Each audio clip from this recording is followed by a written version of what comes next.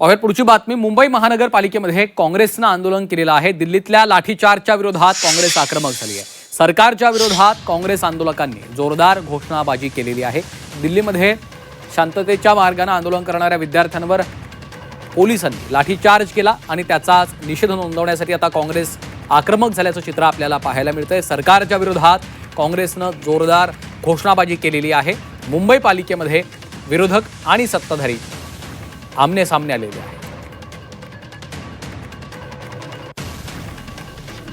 तर काँग्रेसच्या आंदोलकांनी हातामध्ये पोस्टर्स बॅनर्स घेऊन जोरदार घोषणाबाजी केलेली आहे। लाठीचार्जचा तीव्र शब्दात निषेध नोंदवलेला आहे। दिल्लीमध्ये आंदोलन करणाऱ्या विद्यार्थ्यांवर लाठीचार्ज झाला आणि त्याचे तीव्र पडसाद आता उमटताना आपल्याला पाहायला मिळत आहेत। मुंबई महानगरपालिकेमध्ये काँग्रेसकडून हे आंदोलन करण्यात आलेलं आहे। यावेळी विरोधक आणि सत्ताधारी आमने सामने आल्याचं देखील चित्र पाहायला मिळालेलं आहे।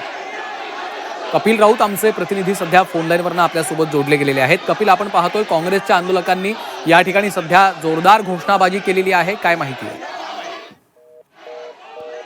महासभेचं नियोजन करण्यात आलं होतं आणि महासभा संपतात दोन्ही जे पक्ष आहेत म्हणजे काँग्रेस आणि युबीटीचे नगरसेवक विरुद्ध भाजपा असा सामना इथे रंगलेला आहे।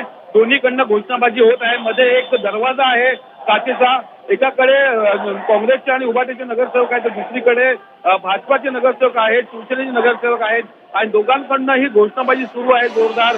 खरं तर प्रकरण आहे ते नीट पेपर फुटी प्रकरण आहे।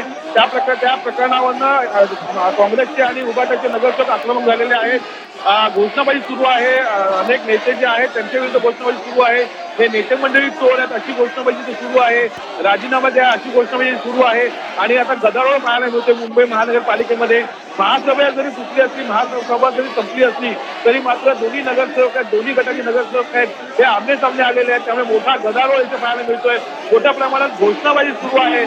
महासभा संपताच खरं तर काँग्रेसच्या नगरसेवकांनी सभागृहामध्येच घोषणाबाजी सुरू केली होती आणि त्या अनुषंगाने आता जेव्हा सभागृहाच्या बाहेर जेव्हा लोक आलेली आहेत, एक काचे दरवाजा आहे, अलीकडे भाजपचे नगरसेवक आहेत, त्या इकडे काँग्रेसचे आणि उभाटाचे नगरसेवक आहेत। दोघांमध्ये मोठ्या प्रमाणात घोषणाबाजी सुरू आहे आणि गदारोळ सुरू आहे।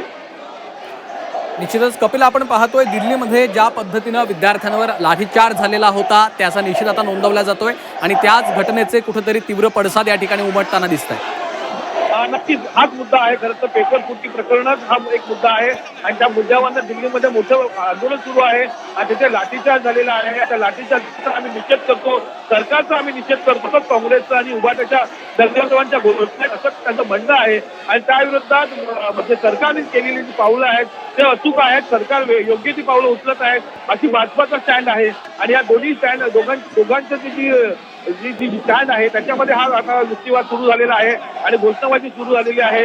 खरं तर हा गदारोळ सभागृहातच सुरू झाला होता। जेव्हा सभागृह स्थगित करण्यात आलं होतं तेव्हाच खरं उभाटा आणि काँग्रेसच्या नगरसेवकांनी घोषणाबाजी सुरू केली होती।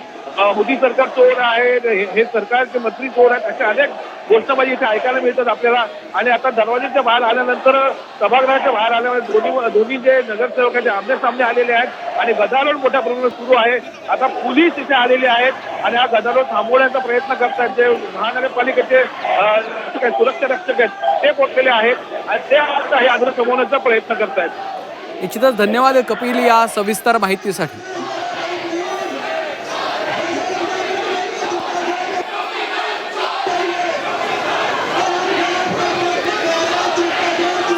मुंबई पालिकेच्या सभागृहामध्ये हा मोठा गोंधळ झाल्याचे दृश्य आपण पाहतोय। काँग्रेसनं आक्रमक भूमिका घेतलेली आहे आणि सत्ताधारी विरोधक हे आमने सामने आल्याचे देखील दृश्य आपल्याला पाहायला मिळत आहे। नीट पेपरफुटीचा मुद्दा असेल किंवा विद्यार्थ्यांवर ज्या पद्धतीने लाठीचार्ज झाला त्याचा तीव्र निषेध नोंदवला जातो।